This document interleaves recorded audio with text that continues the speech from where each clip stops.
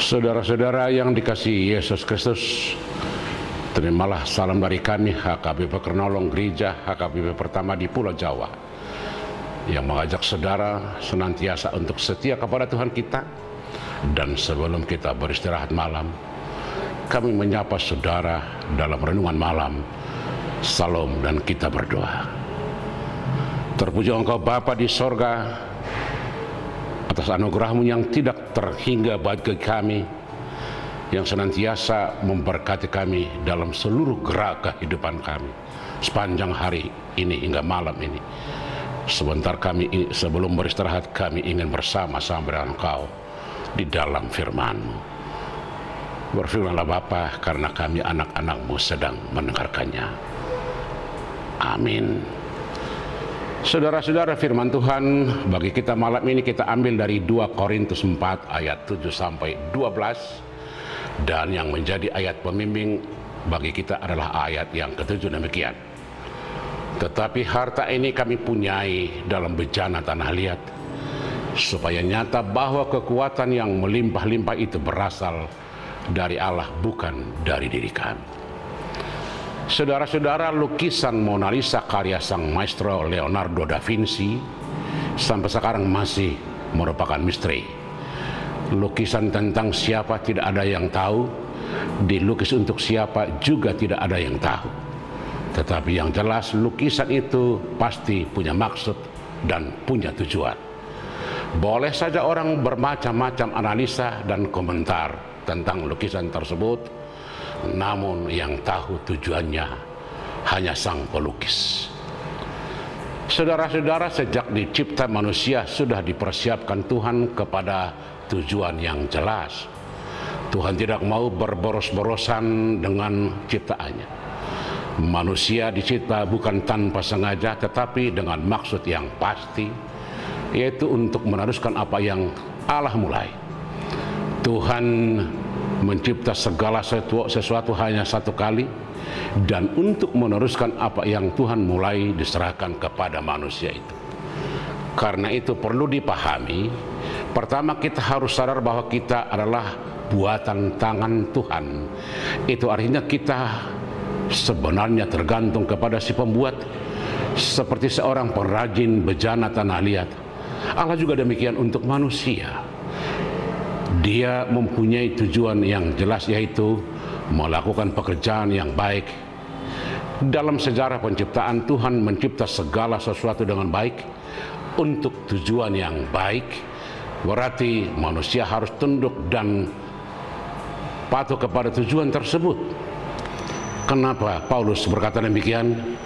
Karena melihat bagaimana jemaat Korintus mengalami pergeseran nilai-nilai, di mana mereka sudah memperhambakan diri dengan kuasa dunia, dengan keinginan diri sendiri, dengan kuasa-kuasa yang ada di dalam dunia. Masalah ini sangat perlu diluruskan agar mereka kembali mengenal dari mana mereka berasal. Kekeliruan terbesar adalah ketika manusia lupa siapa penciptanya, dari mana dia berasal. Malahan manusia sering merasa menjadi pencipta dan seakan dapat berbuat sesukanya.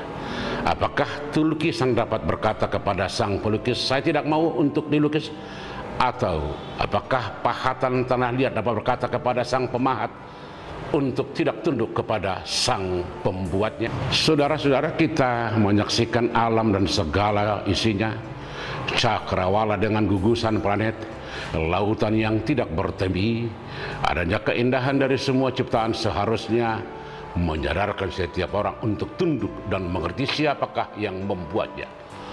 Semakin jauh kita mencoba mengerti akan semua yang ada di bumi, itu membuat kita memahami bahwa semakin banyak yang belum kita pahami.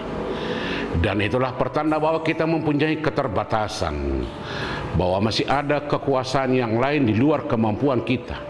Yang tak terbatas itu, yang punya kekuasaan itulah yang disebut Paulus.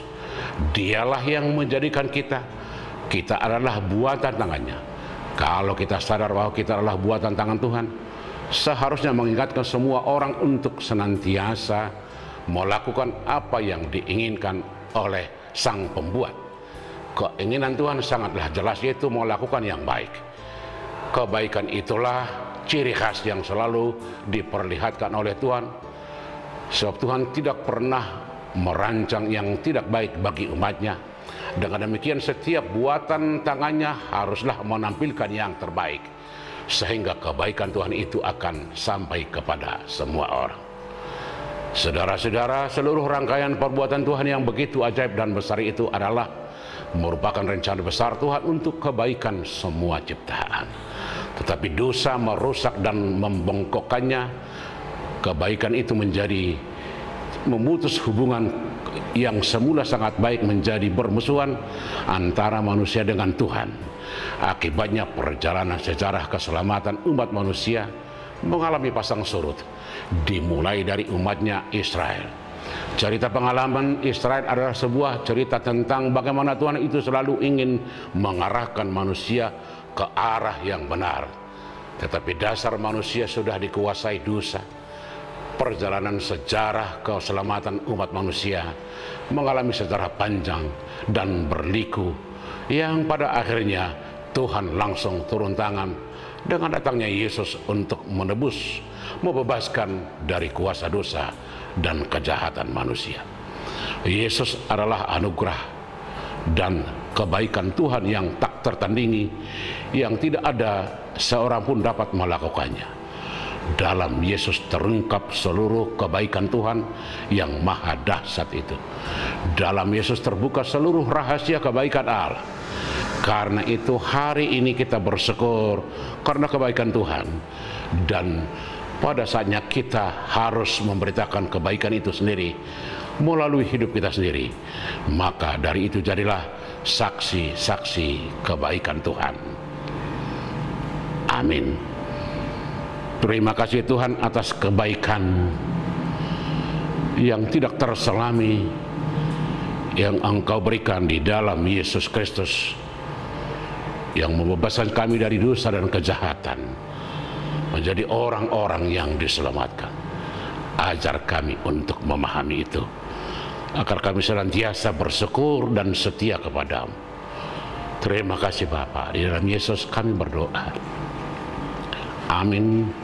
Anugerah Tuhan kita Yesus Kristus, kasih setia Allah Bapa, dan persekutuan dengan Roh Kudus kiranya menyertai saudara-saudara sekalian. Amin.